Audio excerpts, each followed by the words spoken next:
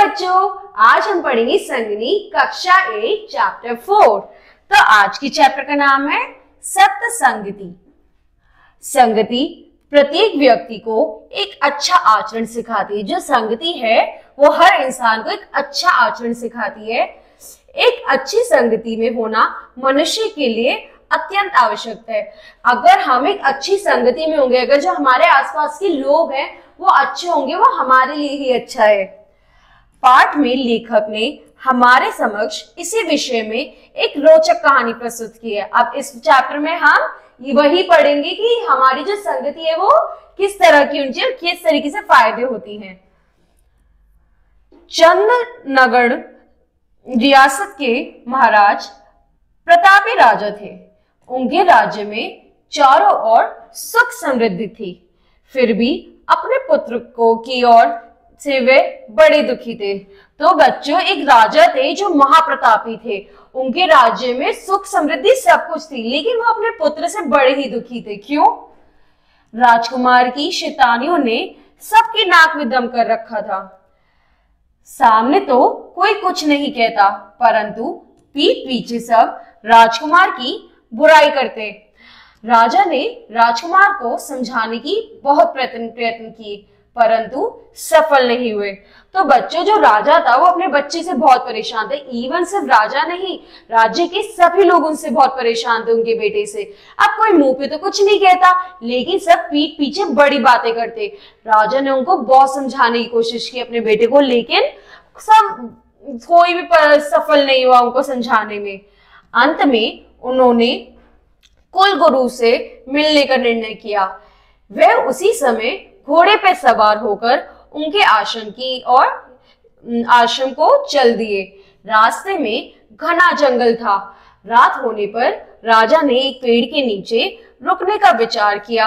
अब उन्होंने सोचा जो उनके कुल गुरु हैं उन्हीं से बात करके कुछ हो सकता है। तो वो अपने घोड़े पे बैठकर उनके आश्रम की तरफ चल दिए। तो वहां पे जाते हुए रास्ते में बड़ा ही घना जंगल था। उस जंगल में थोड़ी देर विश्राम करने के विचार से वो वहां पे राजा जो है वो पेड़ के नीचे बैठ गए। तभी एक तोता बोल उठा, वाह वाह, क्या शिकार है! आज तो मनुष्य के मांस का स्वाद मिलेगा। तो जिस पेड़ के नीचे राजा बैठा था वहां पर तोता बैठा हुआ था, जो बोलता है आज तो उसे कोई बहुत ही बढ़िया शिकार मिला है, आज तो मनुष्य का मांस का स्वाद मिलेगा उसे। राजा समझ गए कि यहाँ रुकना खतरे से खाली नहीं है। वे तभी वहां से चल पड़े। सुबह होते ही वे आश्रम पहुंच गए। तभी एक आवाज आई, आश्रम में अतिथि का स्वागत है। श्रीमान, कहाँ से आ रहे हैं? तो अब तोते की ये बात सुन के जो राजा है वो समझ जाते कि यहाँ तो रुकना खतरे से खाली है नहीं, तो वहां से वो चल देते हैं।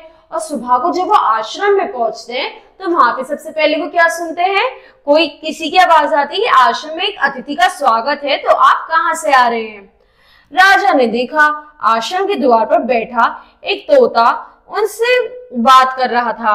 राजा हैरान रह गए। उन्होंने कहा, हे तोते, कल रात वन में भी मुझे एक तोते का स्वर सुनने को मिला।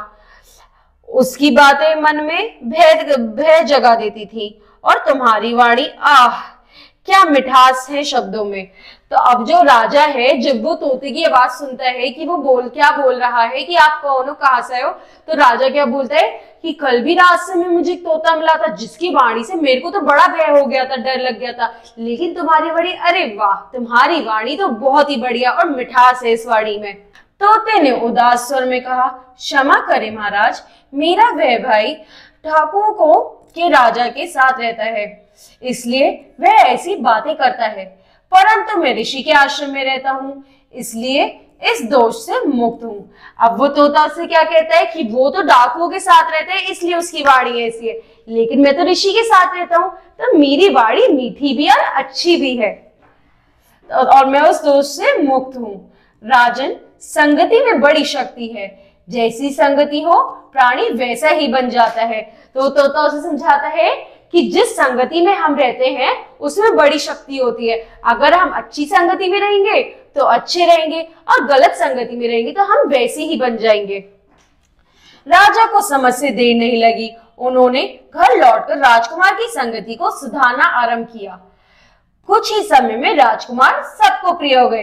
अब राजा जो है तोते की इस बातों से सारी बात समझ जाते हैं और वो अपने जो राजकुमार होते हैं उनकी संगति को चेंज करते हैं, जिसकी वजह से राजकुमार अच्छे हो जाते हैं और सब लोगों को वो अच्छे लगने लगते हैं।